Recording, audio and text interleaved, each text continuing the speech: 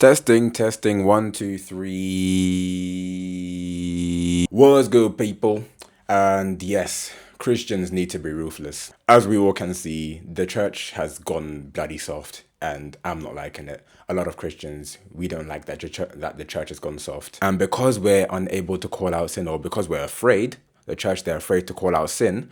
That's why we see Christians conforming to the pattern of this world. And this is not what Jesus or Paul intended for the church. In fact, Jesus and Paul called out sin. There was a moment where Jesus called out the Pharisees, as you know, as you've read in Matthew chapter 23. And of course, the book of Galatians, where Paul was calling out Peter in his face, in front of others. We see a few instances where Jesus himself was ruthless in the book of Matthew chapter 23. It says, "Woe to you, teachers of the law and Pharisees, you hypocrites. You travel over land and sea to win a single convert, and when you've succeeded, you make them twice as much of a child of hell as you are."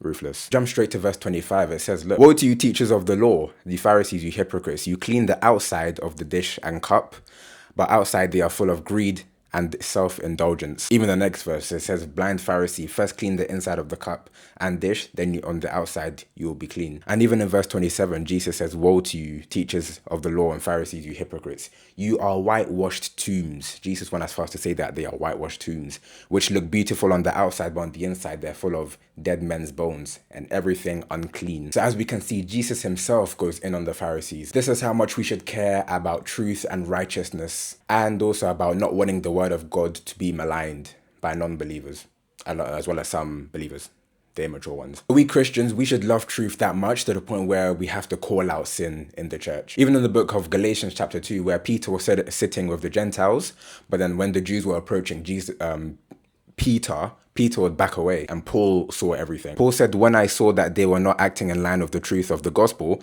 I said to Cephas," or Peter, "I said to Peter in front of all of them, you are a Jew, yet you live like a Gentile and not a Jew. How is it then that you force Gentiles to follow the Jewish customs?" So even the Apostle Paul, empowered by the Spirit of God, was not afraid to call out members of the church. So if the Apostle Paul, the second godliest man of all time, and Jesus, the godliest man of all time, are brave enough to call out sin, how much more should we, the church, be willing to call out sin and have that bravery? So this is just an encouragement to us Christians that we should not be afraid to call out sin. We shouldn't be afraid to call out other churches, other Christians who are not walking in line with the gospel, with God. We should not be afraid to rebuke other members of the churches. Because obviously, I'm sure you've heard this many times, like if your friend is walking into sin, your friend is living in sin, then wouldn't it be more loving to call them out of that sin, as well as guiding them, call them out of that sin and guide them to truth and righteousness? So yeah, we should not be afraid to rebuke other members of the church. Even what 2 Timothy talks about, how the all scripture is God breathed and it's useful for teaching, correction, and rebuking, and correcting others, training them in righteousness, so that the man of God may be fully equipped for every good work. So we need to be aware that God will put it in our hearts to rebuke a fellow brother or fellow sister in the faith if they're not walking in line with the biblical teaching. So we should always be aware and know that God may put it in our hearts to rebuke a fellow brother or a fellow sister who may not be walking in line with the biblical teachings. One of my favorite pastors of all time, Philip Anthony Mitchell, he's so good.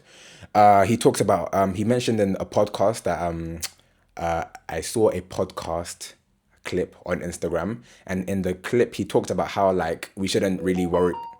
Oh my gosh, bro. We shouldn't really worry about we shouldn't really worry about their feelings. We should just obey God, because obviously God is going to put it in our hearts to maybe correct them or rebuke them. So what we should do is just obey. Let God handle the feelings. You just obey and, correct them or rebuke them if they're not walking in line with the faith and with the biblical teaching. And yes, it is scary. It's not easy to call other Christians out. It's not easy to especially if they're your close friends as well. It's not easy. It can be scary, because you may worry about losing friends or being judged by them, or maybe being called too extreme, or whatever it may be. But at the end of the day, we should always remember that our allegiance is ultimately to God and not to man.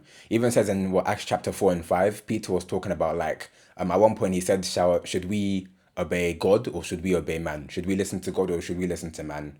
I'm sure the answer is obvious, mate. And in Joshua chapter 1 verse 9, one of my favorite Old Testament passages of all time, it talks about God says to Joshua, "Have I not commanded you to be strong and courageous?" He says what we should do, not fear them, for I am with you wherever you go. So we Christians, we are to live fearlessly. Someone in my old school talked about how we should fear God, no man. He said it in year 8, and I still remember that to this day. It's still in my mind to this day. We should fear God, not man. So yeah, as I said, we should live fearlessly as Christians. We shouldn't be afraid of anything but God or anyone but God. And it talks about in the Bible how Jesus, he's the lion and the lamb. Christians, we should be the lion as well as the lamb as well. I think we've overly been the lamb. We've been the lamb a bit too much, and we've kind of like been the lion. We haven't been the lion as much. So as Christians, it's important that we have that good balance of being the lion and the lamb when it comes to how we should treat others, how we should call out others, how we should live as Christians. And of course, the main reason why we call out sin, the main reason why we call out other believers, that we rebuke them, is because God has a higher call and God has a higher plan for that person, whatever they may be doing, whatever sin they may be doing, which they may think is better in the moment, it feels good in the moment, but ultimately in the long term, when we live righteously, we experience God's better plan and his higher calling for our lives. So yes, we are to be ruthless. We are to be fearlessly calling out other Christians. We are to fearlessly call all of these sins out that other Christians may be doing, that's maybe permeating in the church or something like that. However, we are to do it with gentleness and love.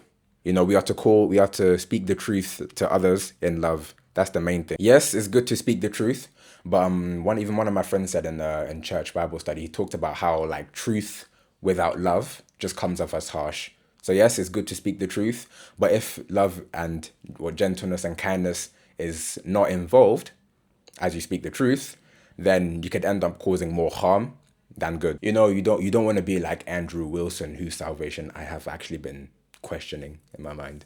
Colossians chapter 4 verse 6 talks about how our conversations are to be full of grace, seasoned with salt, so that we know how to answer everybody. And also when it comes to like the other recipient as well, when we are calling them out, of course it's not going to feel good to them, because it doesn't feel good to be called out and rebuked. That's why it's extremely important that we display gentleness and kindness and humility as we're doing that. You know, the Bible even talks about the fruit of the Spirit is love, joy, peace, patience, kindness, goodness, faithfulness, gentleness, self-control. So, you know, we got love in there, patience, gentleness, you know, these things, kindness, these are very important when it comes to calling out the church as well. We are to speak the truth in love. And that's it. So, my first long form video in a long time. But yeah, oh my days. So yeah, my first long form video in a long time. I think it's been about 3 years. Guys, follow my Instagram. My Instagram is the same name as my YouTube page, Gabe Chosen. If you are a grown man or a grown woman, I actually do one-on-one coaching as well, online coaching, faith and fitness coaching. So as always, if you are interested in coaching, then DM me coach on my Instagram, where we can book a call. I can coach you and I can help you forge your faith and your fitness. It's faith and fitness to become the person that God has called you to be. My next video is probably going to be something to do with like faith or fitness. Why it's important that Christians include fitness, be strong, be physically fit as well as spiritually fit and strong. So yeah, stay tuned. And I think that's it. That is it. God bless. Peace.